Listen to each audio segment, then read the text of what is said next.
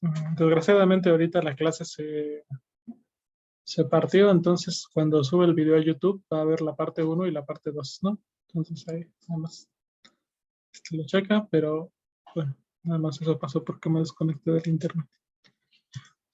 Entonces, algo que les quiero aclarar antes de que nos vayamos a empezar a programar es que ahorita con Axel y con lo que viene en la guía de instalación, ¿sí? Sí, vamos a la guía de instalación.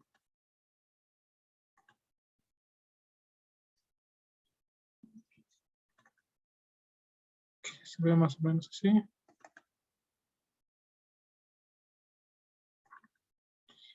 A la hora de instalar, a lo mejor y se dieron cuenta que tuvieron que hacer todas estas maromas de irse a esto de las variables de entorno y picar esto de path y no sé qué, y etcétera, etcétera, etcétera, ¿no? De esta variable que es el path y no sé qué.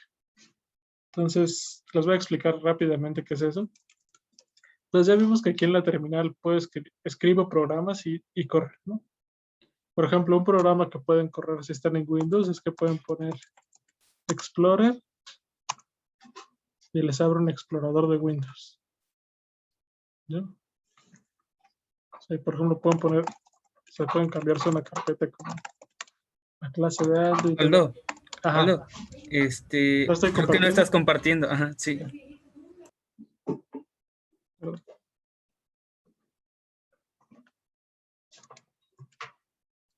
Entonces, en la guía de instalación, ahora sí ya están viendo.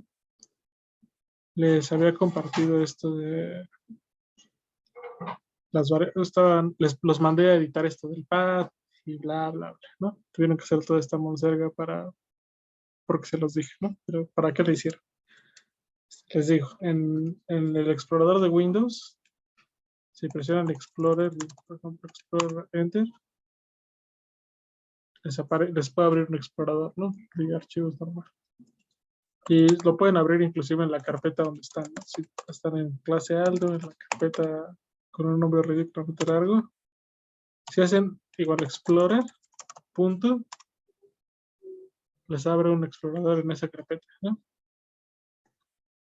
Entonces, bueno, hay programas que pueden abrir, etcétera, etcétera. Esto es solo en Windows, ¿no? Si están en Linux, creo que existe, pueden hacer Nautilus y se los abre. Si están en Mac, no tengo idea de si se puede hacer o no. Pero no es en Windows, sí se puede. Entonces, ustedes se preguntarán, o una pregunta como sensata para hacerse es, cuando yo escribo un comando, cuando yo escribo aquí, por ejemplo, el comando Aldo, que no existe, ¿cómo la computadora sabe que sí es un programa o que no es un programa? O sea, ¿cómo la computadora sabe que Aldo no es un programa y que Explorer sí es un programa? Entonces uno pensaría que la computadora puede tener listas de todos los programas que puede correr o no, pero si lo piensan bien, pues eso no tiene sentido, ¿no? Tener una lista de todos los programas que pudiera correr y así pues suena imposible, porque podrían ser demasiados, podrían ser miles, y pues suena como también difícil y no es trivial. Entonces, lo que tiene la computadora en lugar de una lista, lo que tiene de los programas per se, lo que tiene es una lista como de carpetas donde puede buscar programas, ¿sí? O sea, en lugar de que sabe que los programas pueden estar, o sea, este programa Explorer puede estar en algún lugar del disco duro y puede haber algo que le diga, no, pues aquí está cómo correr esta instrucción de Explorer o cómo correr esta instrucción de CD, etcétera, ¿no? Entonces, para no tener que todo el tiempo estar recordando cómo se hace o así, pues puedes simplemente ir a la carpeta y correr el programa desde allá, ¿no? O sea, porque todos los programas pues también son un archivo que está en algún lugar y que se corre como un programa. Después les voy a explicar cuál es esa distinción. Entonces, lo que la computadora tiene es una lista de lugares donde busca lo que escribimos aquí y lo intenta ejecutar si encuentra ahí el programa, ¿no? El programa que corresponde. Si escribo Explorer, busca el Explorer en ciertos lugares y si lo encuentra y ve que es un programa, lo corre, ¿no? Y ese lugar es lo que se llama el path, ¿sí? En Windows se pone así.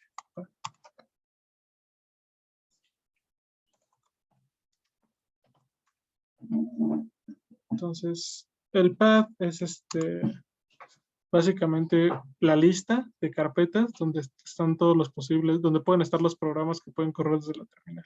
¿Sí? Déjame ver cómo se representa en Windows.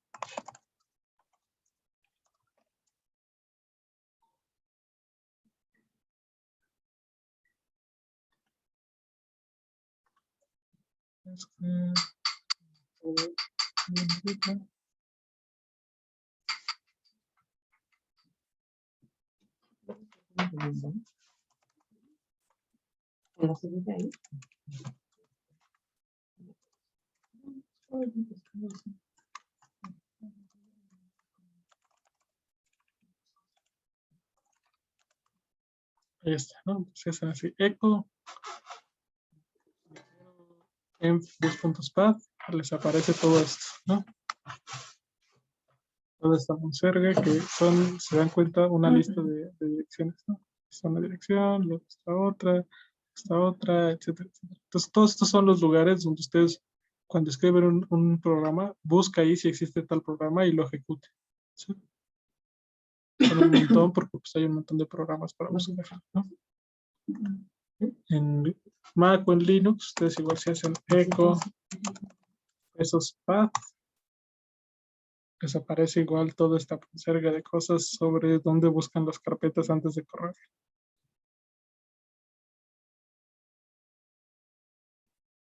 ¿En qué carpetas busca cosas antes de ejecutar algo?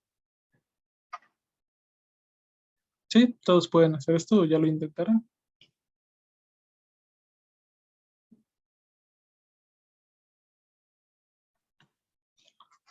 Entonces, bueno, eso es lo que yo les tuve que pedir que modificaran y así, porque para modificarlo, o sea, el objetivo de modificar todo eso era que ya pudieran tener aquí tanto Python como Julia desde la terminal, ¿sí? Mi compañero. Está. Obviamente no es trivial hacer eso. Eso está preparado. ¿Todo claro? ¿Esto tiene alguna duda con esto? Y los tacos. Estaba. Sí, te acompañé. Acompañé para cargar. Bueno. Sí, profe. Bueno.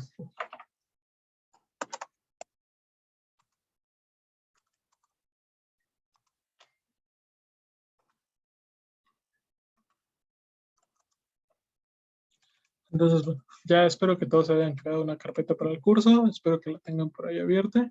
O sea, que ya estén en una terminal donde estén en esa carpeta. Yo estoy aquí con Clasel. Voy a quitar esas carpetas que puse, ¿no?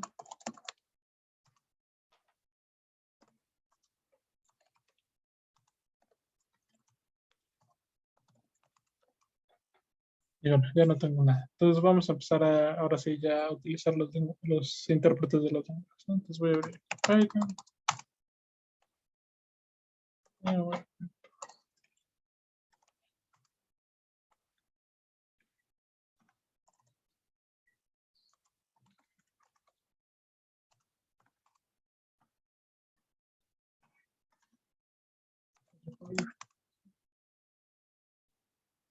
Se rompe aquí porque está muy chiquito, pero ya pues tiene que aparecer estos dos, ¿no?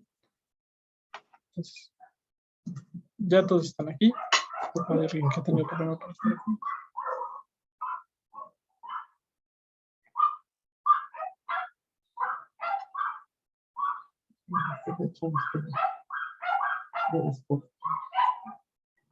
Bueno, pues supongo que no, entonces vamos a empezar. Entonces, estos son los intérpretes de los lenguajes, ¿no? Aquí es donde yo le puedo dar instrucciones para cada cosa y esto se las doy en el lenguaje de programación y esto lo convierto en lenguaje máquina y me regresa algo, ¿no? Dependiendo de la clase de instrucción que le dé. Entonces, ¿qué clase de instrucciones le podemos dar? Pues le podemos dar instrucciones básicas como hacer operaciones aritméticas. Por ejemplo, le puedo pedir que me diga cuánto es 4 más 5. Entonces, si voy pongo 4 más 5, enter, inmediatamente en Python me dice 9, ¿no? ¿Qué pasa si hago lo mismo en Julia? ¿No? ¿Cuánto es 4 más 5? Enter, me da 9.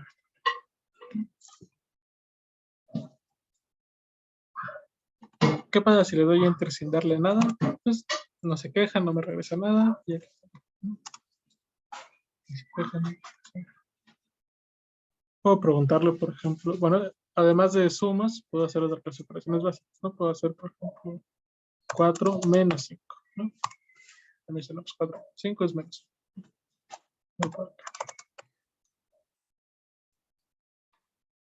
Entonces puedo darle instrucciones básicas, numéricas, o ponerle aquí operaciones y me entiende qué es lo que quiero hacer. Entonces puedo dar una suma y si le quisiera dar una multiplicación puedo dársela también, pero la multiplicación la represento con el asterisco, ¿no? Voy a preguntarle cuándo es 4 por 5, por ejemplo. 20. Voy a preguntarle qué tal, por ejemplo, cuánto es 4 por 5. Todo funciona. ¿Qué otra operación es común? Pues, por ejemplo, puedo preguntar cuánto es 4 entre 5, la división, 0.8, y aquí voy a 4 entre 5. Perfecto. Entonces, el intérprete entiende las operaciones básicas: suma, resta, multiplicación y división. ¿Todo bien hasta acá? Sí. ¿Qué pasa, por ejemplo, si le doy algo raro? Si le pregunto, oye, ¿cuánto es Aldo entre 5, entre 2? Si le doy enter, se dan cuenta que se va a quejar, ¿no? Y se queja porque me dice, no entiendo qué es esto de Aldo. Me dice, name error. Name Aldo is not defined. No, Aldo no está definido, no sé qué es Aldo, ¿no? Todos los números, el 4 y 5, pues están definidos y los entiende, pero el nombre Aldo, pues no sabe lo que significa. Lo mismo pasa en Julie. Tengo Aldo entre 2. Aquí me manda un error en colorcitos más bonito y me dice, error on def bar error, Aldo no está definido, ¿no? Y no entiendo qué quiere decir. Entonces, además de que nos hace las instrucciones, cuando le damos algo que tiene un error, nos dice que tiene un error, ¿no? Y entiende que tiene un error.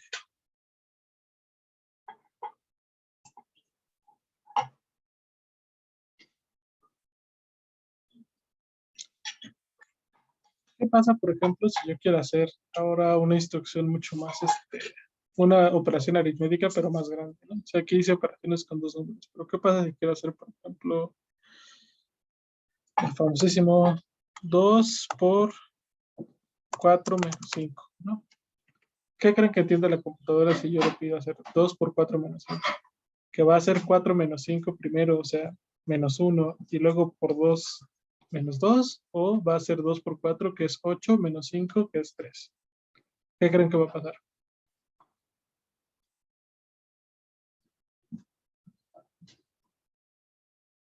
Tal vez sí respete la jerarquía. ¿Cuál es la jerarquía? O sea, ¿qué orden crees que va a dar? ¿Va a dar menos? ¿Va a dar menos 2 o va a dar 3? Yo creo que va a ser primero la multiplicación, ¿no? Y después la resta. O sea, va a dar 3, ¿no? Ok. ¿Y los demás? Pues también. Parece que da 3. Lo mismo. Si lo hacen y le dan enter, va a dar 3, ¿no? Entonces sí, respeta como la jerarquía de operaciones en el sentido de que entiende primero que se hacen las multiplicaciones y luego las sumas y las restas, ¿no? ¿Cómo le haremos para que, si queremos que haga primero la resta y luego la multiplicación? Pues lo hacemos exactamente igual que como lo haríamos en la vida real. Le ponemos un paréntesis, ¿sí? Tengo una duda. Ajá. ¿Por qué en Python no entiende el cuadrado y en Julia sí? Vamos a ir a eso en 10 minutos. Gracias.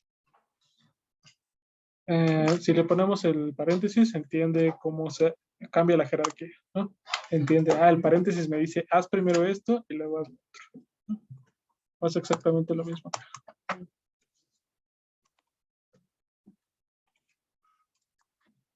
2 por 4 menos 5 me da 3, y 2 por paréntesis 4 menos 5 me da menos 6, ¿no? Perfecto.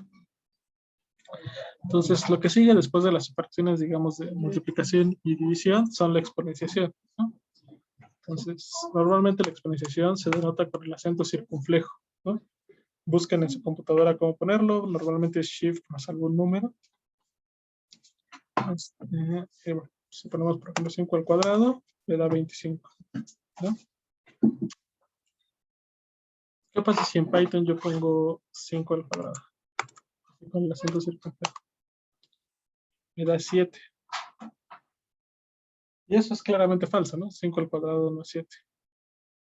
¿Por qué? ¿Por qué sucede que me está dando 7? Bueno, lo que pasa es que por una razón que tomaría días explicar, en Python este operador no significa exponenciación, ¿sí? Ellos decidieron cuando hicieron el lenguaje que este simbolito no era muy claro, según ellos, para definir la exponenciación. Entonces la exponenciación, como se define en Python, es con un doble asterisco. De 5 doble asterisco 2, ahí sí es 5 al cuadrado, que es 25, ¿no? Todo perfecto. Entonces, así se puede hacer la exponenciación, ¿no? Y por ejemplo, si quisiéramos sacar la raíz cuadrada, pues sabemos que las raíces es como se exponencian por un exponente fraccionario, ¿no? 25 a la 1 medio es raíz de 25, ¿no? Y me da 5. Lo mismo acá. 25 a la 1 entre 2 me da el 5 que esperaba, ¿no? Pues para exponenciar y sacar raíces se puede hacer así. ¿Todo bien hasta acá? ¿Tienen alguna duda con esto?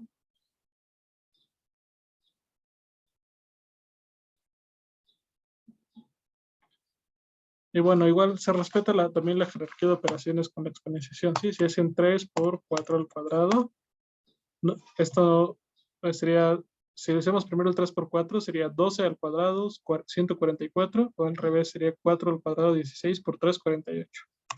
Si lo hacen así, claramente les da 48, ¿no? Primero hace las exponenciaciones, luego las multiplicaciones y luego las restas. Y si lo quieren de otra forma, pues con paréntesis, ¿no? Nuevamente, si me falta un paréntesis, no va a entender qué es lo que quiero hacer y me va a mandar un error.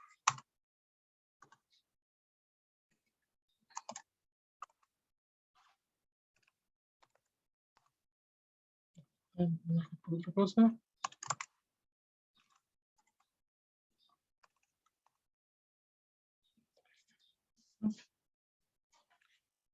¿Todo bien hasta acá? ¿Todos tienen claro esto? Ujú, sí. Sí. Ok. Entonces, por ejemplo, aquí ya puedo yo empezar a utilizar esto como si fuera una calculadora, ¿no? Si quisiera hacer algún cálculo muy grande, puedo aplicarlo. Puedo escribirlo y aplicarlo. Otro truco, ¿se acuerdan del truco de la terminal de hace rato donde con las flechas hacia arriba podíamos recordar el historial de comandos? Bueno, pues en los intérpretes también funciona, ¿sí? Dentro de los intérpretes también si hacen flecha hacia arriba, les regresa las instrucciones que han metido.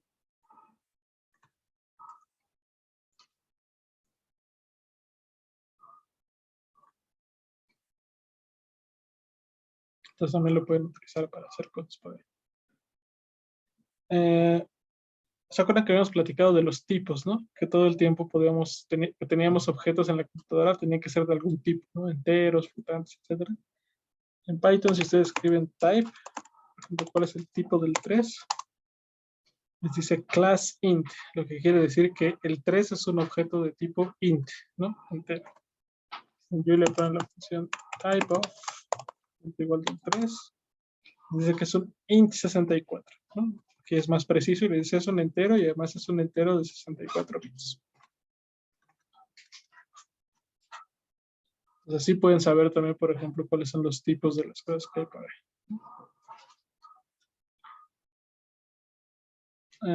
Por ejemplo, ¿qué pasa si tiene en lugar del 3? Por ejemplo, pueden tener el 3.5, ¿no?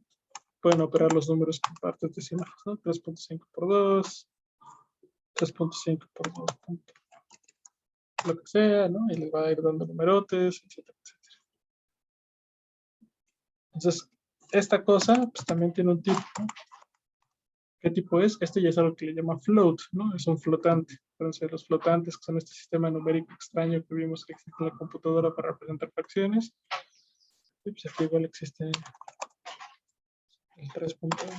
Sea por 5, sea. También da un número grande. Y si te preguntan de qué tipo es, pues es un tipo float, ¿no? Entonces, noten, por ejemplo, que el 3 es de tipo entero. Si le ponen 3.0, ya se vuelve flotante. Igual acá. 3.0 es flotante, pero 3 nada más es entero. ¿Todo claro hasta aquí?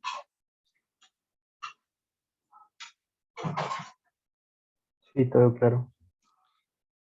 Entonces, ya con esto que estamos viendo ahorita, estamos viendo cómo hacer instrucciones aritméticas básicas con los números, ¿no? Por ejemplo, ¿qué otra clase de instrucciones puede hacer, además de aritmética básica? Puede hacer comparaciones, ¿sí? Puede hacer comparaciones de orden. Por ejemplo, yo le puedo preguntar a Python, ¿3 es mayor que 1? Sí, es cierto, ¿no? Me dice true, eso es verdadero. Le puedo preguntar a Julia también, ¿3 es mayor que 1? ¿No? Me dice que es verdadero. Le puedo preguntar si son iguales. Le puedo preguntar 4 es igual a 4. Con doble igual, le pregunto si es verdadero, ¿no? Me dice sí. Puedo preguntar, por ejemplo, aquí en Julia, 5 es igual a 3. Va a decir que es falso. Claramente el 5 no es igual al 3, ¿no? Oye, Aldo, tengo una duda. Dime. En algunos otros programas como MATLAB se guarda en alguna variable la última salida de la terminal. ¿Esto no pasa ni en Python ni en Julia o sí? No, no pasa. Ah, ok, gracias. Ya. Puedo preguntar, o sea, esto es para preguntar si son iguales, ¿no? Si son distintos con signo de admiración. Signo de admiración, que son distintos. 4 no es distinto al 4. El 5 sí es distinto al 3, ¿no? Si quiero preguntar si son mayores o iguales. 4 mayor o igual que 4 es verdadero. 4 mayor o igual que 5 es falso, ¿no? Aquí pasa exactamente lo mismo. 5 mayor o igual que 3 es verdadero. 5 mayor o igual que 90 es falso, ¿no? Vamos a preguntar son iguales, mayores, mayor o iguales, etc., ¿no? Obviamente también funciona con flotantes. Por ejemplo, vamos a preguntar si el 5 es mayor o igual que el 5.00001. No, no. Pero si es mayor o igual que el 5 nada más. Etcétera, etcétera, ¿no? Aquí uno se puede poner creativo.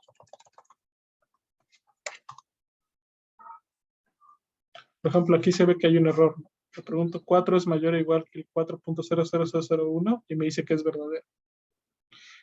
¿Por qué se da este error? O errores como este donde opero dos números y de repente me sale aquí un montón de ceros y hasta el final un 1. Bueno, estos son los llamados errores de punto flotante, ¿sí? Que yo les había comentado la vez pasada.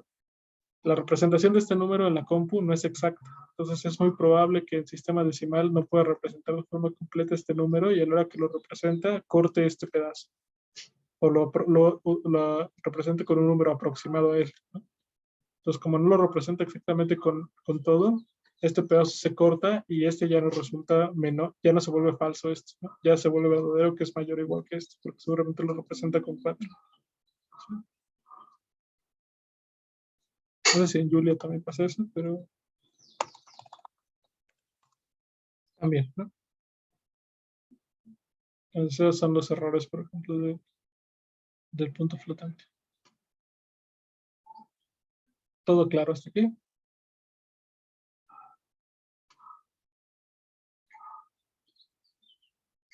Creo que hace ratito como que había un -1 elevado a algo, ¿no?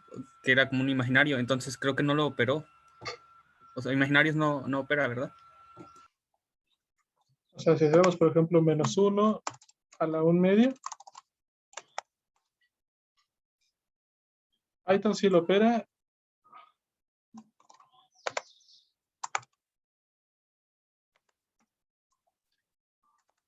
Y Julia me dice que no, ¿sí? Ok. Pero si le pongo +0 por im, sí me lo opera. ¿Por qué? Porque im es una cosa que si le elevo al cuadrado me regresa -1. Y aquí igual j.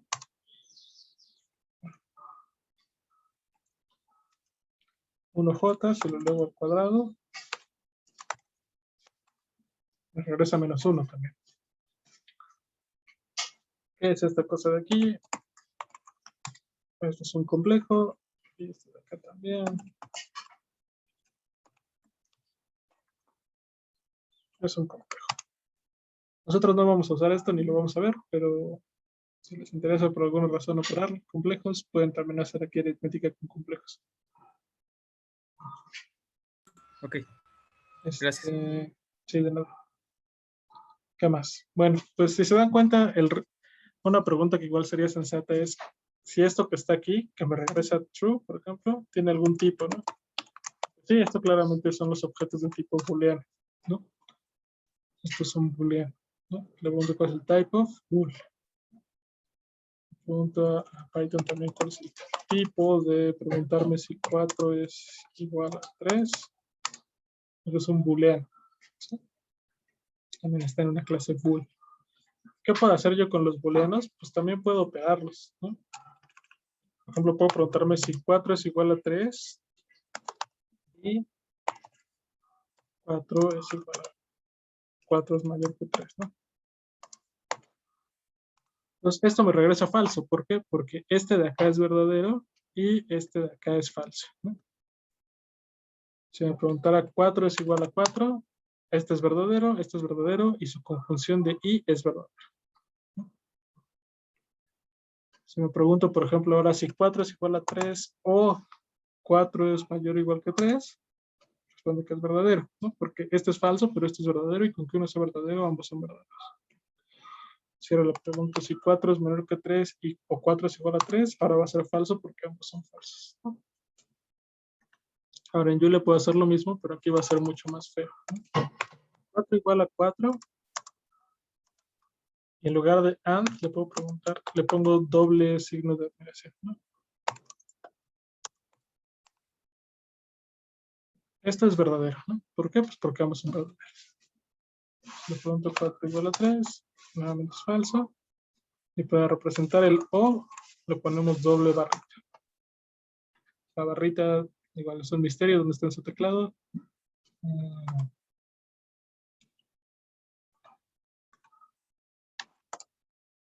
En un teclado en español, que es el que ahora tengo aquí.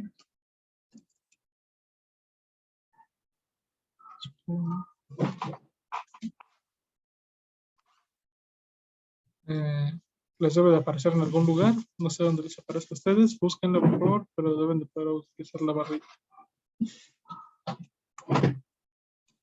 No, este es el de inglés. Este es el de español. Por algún lugar debe de tener la barrita, sí, a ver, aquí se parece a esto.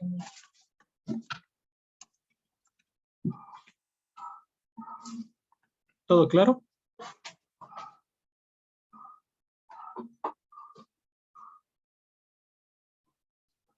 Claro. Escuché a alguien por ahí, pero no sé. No, está claro. Entonces, estos son los operadores lógicos, ¿no? Y bueno, aquí está la barrita. Por ejemplo, ¿cómo hacen una negación? En Python pueden poner simplemente not, ¿sí? Entonces, por ejemplo, not true es falso, ¿no?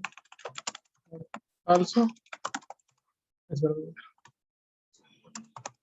Aquí igual, aquí no pueden poner not, lo que tienen que poner es el signo de admiración, ¿sí? Not true, false. Not false, true, ¿sí? And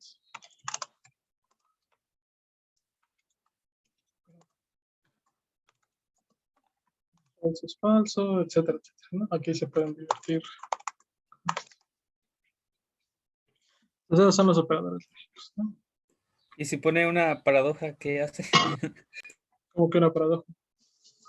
Como algo que si dices que es verdadero, pues va a terminar siendo falso, o si dices que es falso, va a terminar siendo verdadero, ¿no? Si me logras formular una cosa así en lógica de primer orden, te pongo 10.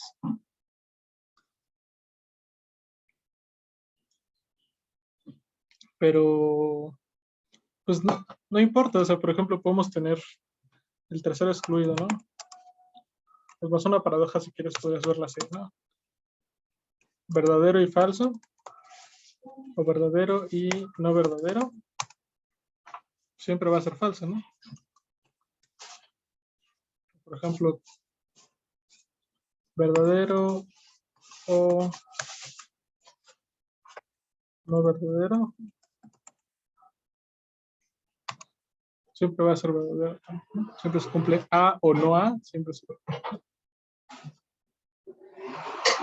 Entonces, realmente no hay manera de ponerle como cosas paradójicas aquí porque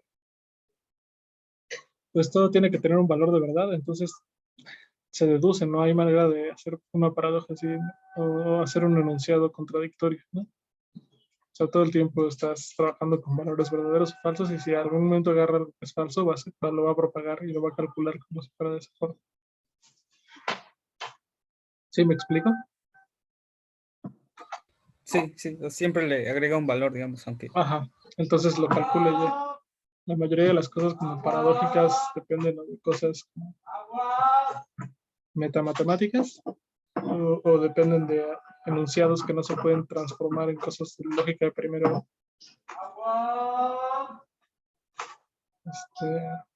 Sí, eso es interesante, pero no es una clase de lógica. Si quieren un día platicamos de paradojas y de por qué no se pueden representar, pero en otro momento, ¿no?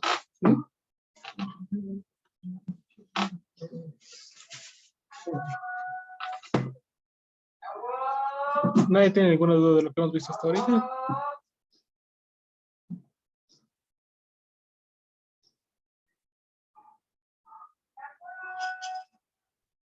Creo que por ahora no.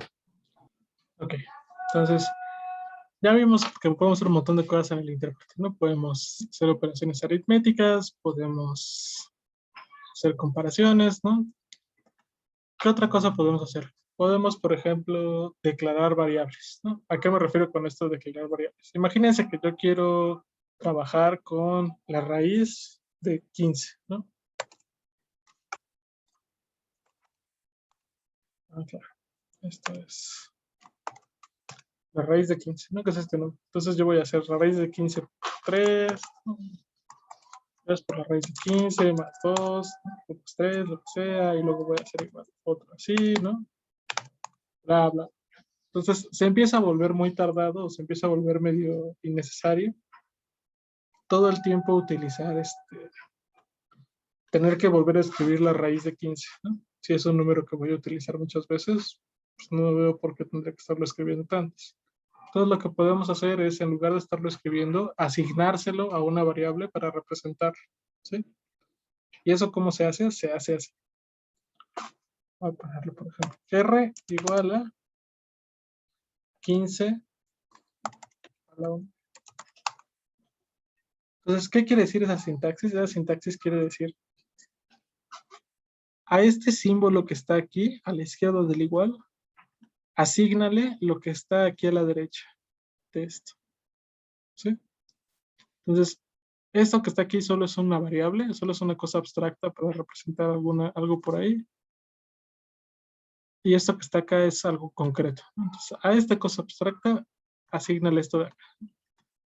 Entonces, por ejemplo, si ahora me doy R, me da el mismo número que cuando daba 15 a la 11. ¿No? Entonces, por ejemplo, ahora puedo hacer 3 por R más 3, ¿no? Y me da el mismo número que acá.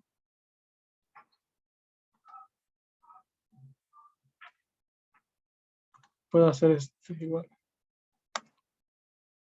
Bueno, 3 por R más 2, ¿no? Etcétera, etcétera. Puedo hacer todas las operaciones que quiera. Y ya para representar la raíz de 15 puedo utilizar esta letra R, ¿sí? En lugar de estar utilizando todo este objeto de 15, dos asteriscos, un medio. En lo mismo en Julia. Si hago R igual a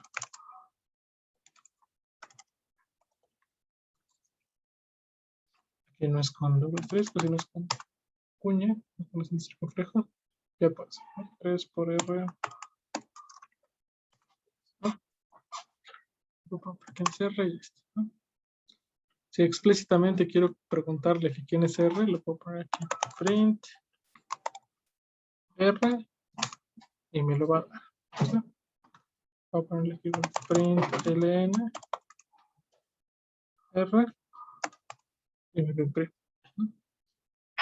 Después, ahorita no se queda tan claro para qué utilizar print o para qué utilizar println si pongo R y me lo da, pero en la siguiente clase se va a ver más obvio por qué utilizar print o println. Entonces, bueno, eso es lo que podemos ir asignando. Esto se llama asignar una variable, ¿no? A un símbolo le asignamos un número en concreto para poder manipularlo refiriéndonos al símbolo, ¿no? Y no tener que escribir esto. ¿Qué pasa, por ejemplo, si intento hacer algo como A igual a Amazon? Entonces, si yo intento hacer algo así, lo que le estaría diciendo es, en esta sintaxis de asigna lo que está a la izquierda, lo que está a la derecha, es a asignan el valor que tiene A más 1. Entonces, si yo hago esto, me manda un error, ¿no? ¿Por qué? Porque lo que me dice es A no está definido. Entonces, no puedes decir que a le vas a asignar lo que está en A, porque no existe A, ¿sí? A apenas lo vas a definir, no puedes definir A en términos de A, ¿no? Y pasa lo mismo acá.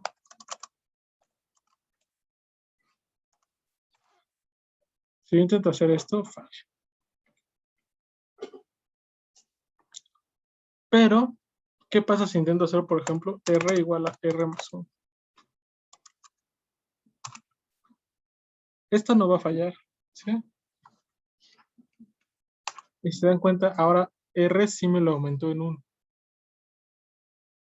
Entonces, si usted le muestra a un matemático esto, hasta se infarta, ¿no? O se asusta. ¿Por qué? Porque pues si ustedes eliminan la A de ambos lados de la ecuación, lo que les queda aquí es 0 igual a 1, ¿no? Aquí les queda igual 0 igual a 1. Pero acuérdense que para las computadoras este igual no significa que algo sea igual a otra cosa, ¿no? Aquí no estoy diciendo que esto es igual a esto. Lo que estoy diciendo es, a este objeto de la izquierda, asígnale este objeto de la derecha. ¿Sí? Si el de la derecha existe, se lo puedo asignar al de la izquierda. Si el de la derecha no existe, no se lo puedo asignar, ¿no? Pero R más 1 existe, claro que sí, y se lo puedo asignar a R, por supuesto, ¿sí? No hay ningún problema. Primero hago esto y luego se lo asigno a R. Pasa lo mismo acá.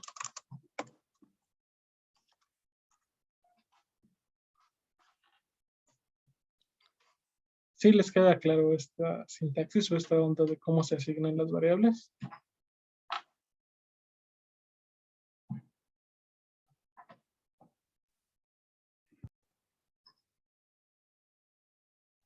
Sí, profe, está bien.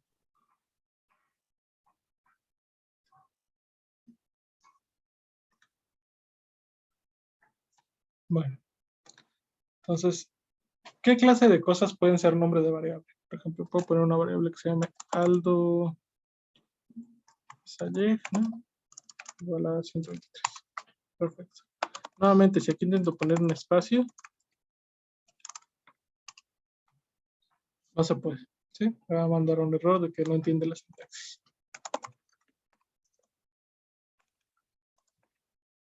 Nuevamente, todos si quieren hacer separaciones o lo que sea, con guión bajo. ¿Qué pasa, por ejemplo, si intento poner un guión normal, ¿no? Nuevamente, me va a mandar un error. ¿Por qué? Porque esto confunde el guión normal con el guión de la resta, con el menos de la resta. Entonces no pueden poner guiones en sus nombres de variables, ¿no? Los voy a pasar acá. Por ejemplo, imagínense que quiero poner una variable que se llama var1, var2. Le puedo poner números sin problema, ¿no? Puedo ponerle números mezclados. var3, iter 2, por ejemplo, igual a 4. ¿No? Pero ¿qué pasa si quiero empezar con un número? Si le pongo 2 var, ¿no? Falla. Si quiero empezar con un número, no puede funcionar, ¿no? Y lo mismo en Julia. Var 1 puede ser 4, var 1 iter 2 puede ser 5, 2 var igual a 3 va a fallar. ¿Sí? No pueden empezar variables con número. Todas las variables tienen que empezar con letras y pueden tener números, pero tienen que empezar con letras necesariamente.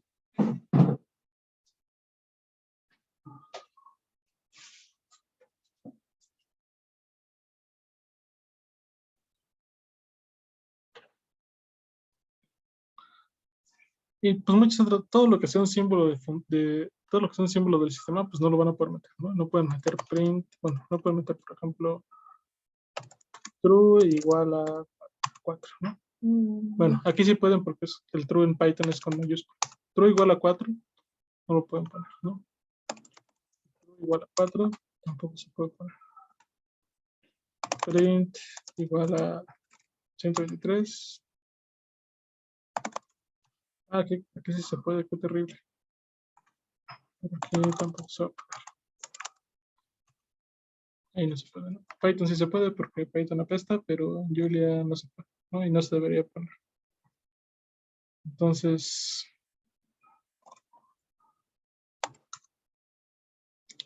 sí, aquí ya no pueden hacer print normal, ¿no? Eso es una desventaja. Entonces, no pueden utilizar cosas que empiecen en números, no pueden utilizar cosas que tengan, por ejemplo, r.w, ¿no? Igual a Aldo, bueno, igual a 4. Va a fallar. Nada que tenga símbolos de operaciones, ni símbolos que ya utilice el sistema, nada de eso pueden utilizar para nombrar sus variables. ¿Sí? Para asignar sus variables.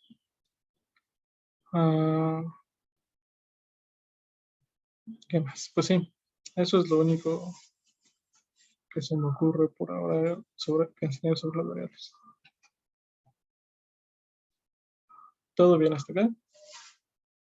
Sí, Y, por ejemplo, si queremos eliminar la variable, Eso no existe tampoco aquí.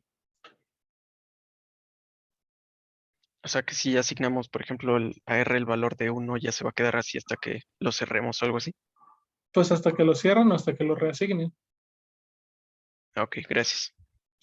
Creo que en Python sí existe del. Creo que sí pueden poner, por ejemplo, a igual 4, luego del, y ya no existe. Entonces en Python sí se puede con del. En Julia no existe del ni delete. En Julia si hacen a igual a 4, se va a quedar como a para toda la vida. Hasta que lo reasignen o lo borren. Hasta que lo reasignen, creo. No hay forma de borrar en Julia las variables.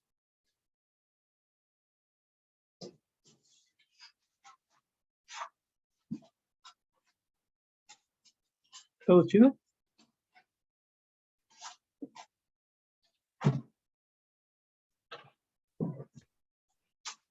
todo bien. Bueno, entonces ya para terminar la clase, solo vamos a ver unas cosas, ¿no? Lo primero es toda la sintaxis que estamos viendo ahorita de las operaciones y así. Yo les voy a pasar esta tablita de la terminal y esta tablita igual de cómo hacer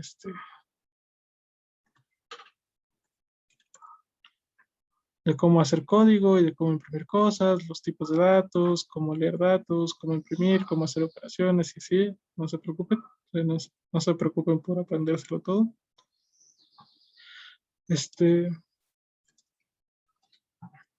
Y entonces los voy a pasar, relájense para que nada más, lo importante de la clase ahorita era aprender el funcionamiento. Y lo que vamos a empezar a ver a partir de la siguiente clase y ahorita rápidamente es que ya vimos que aquí en el intérprete le puedo dar instrucciones una por una, ¿no?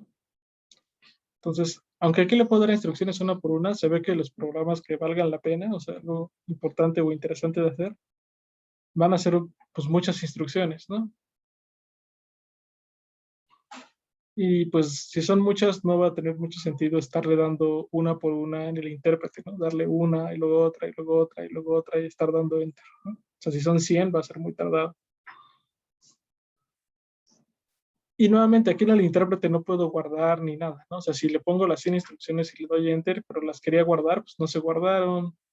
O si quiero modificar una, lo que sea, no se puede hacer, ¿no? Tengo que hacer las cosas. O sea.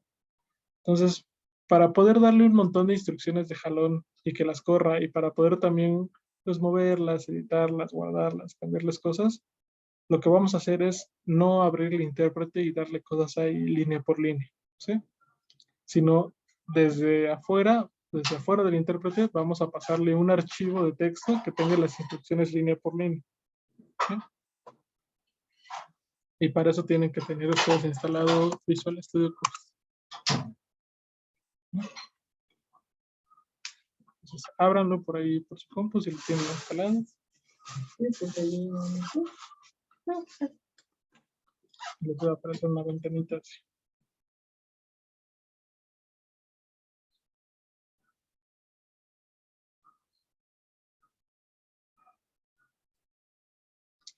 Entonces, ya están todos en su ventanita de Visual Studio Code. Ya. Ok, entonces, si se dan aquí a Open Folder,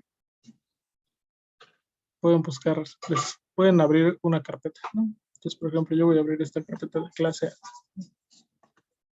A. Me pregunta si confío, le digo que confío, ¿no?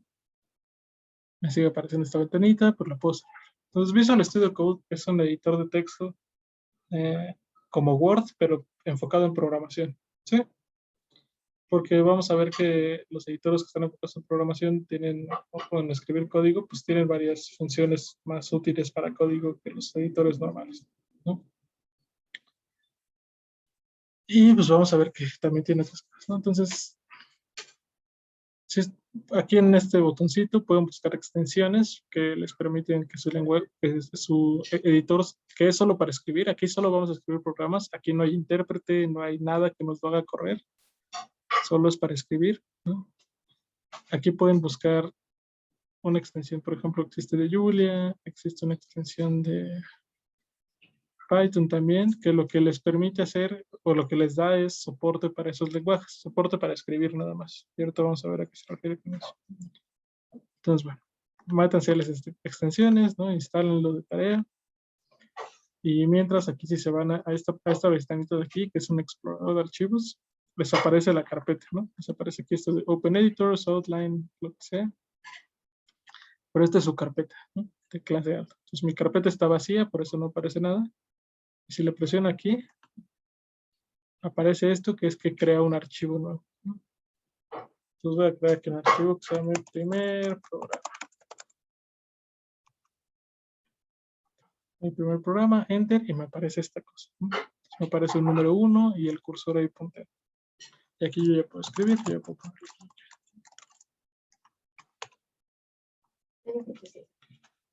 Entonces, ¿para qué sirve esto? Pues, por ejemplo, puedo hacer aquí en el primer programa que me imprima 3 al cuadrado menos 5, ¿no? Que sabemos que esto es 3 al cuadrado 9, menos 5 es 4. Entonces escribo print esto para que haga esta operación y me lo escribe, ¿no? Y vean, en cuanto escribo algo aquí, me aparece aquí una bolita, ¿sí? Esta bolita quiere decir que el archivo que escribí no está guardado. Entonces aquí le doy en File, Save, y me guarda el archivo y ya no me aparece la bolita, ¿no? Entonces, ¿qué hago con esto? ¿Para qué hago un archivo? Pues esta es una instrucción de Python, ¿no? Lo que yo ahora quisiera es que esto se lo diera al intérprete para que lo pudiera correr. Entonces,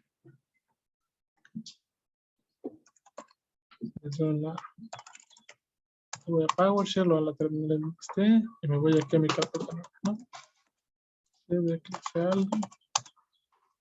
Hago aquí ls. Me aparece que ya existe esta cosa de primer programa. ¿Cómo le hago para darle esto a Python y que lo corra? Pues simplemente escribo Python primer, y vean cómo me imprime el 4.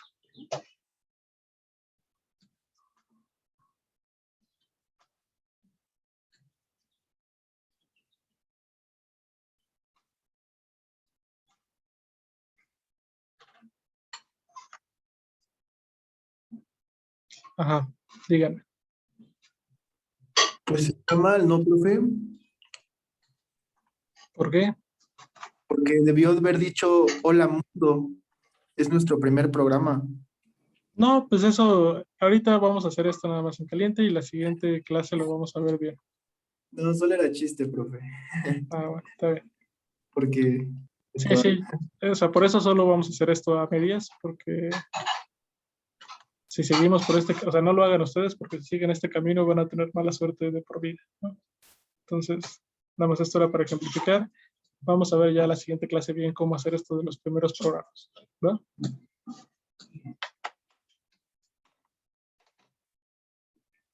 Entonces, bueno, de tarea, pues vean que tienen todo bien, que todo funciona bien, etcétera, etcétera.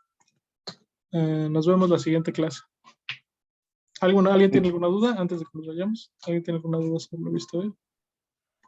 bueno, no sobre lo visto, pero vamos a ver Jupyter Lab o algo así. Si nos da tiempo, sí, pero no estoy seguro. Ok. Bueno, gracias, profe. Oiga, profe, no sé si se puede quedar unos minutos más conmigo cuando termine. Sí. Ah, gracias. Es ¿alguien más? ¿Alguien más?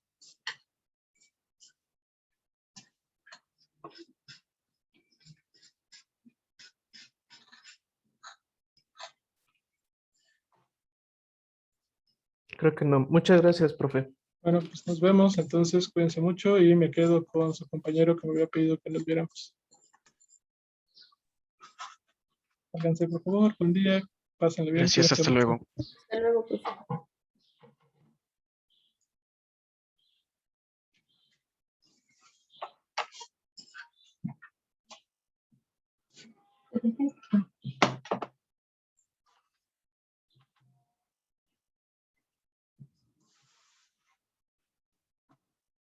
¿Cómo sería la segunda mirada de esta señora, Juliana? Sí, pero Juliana.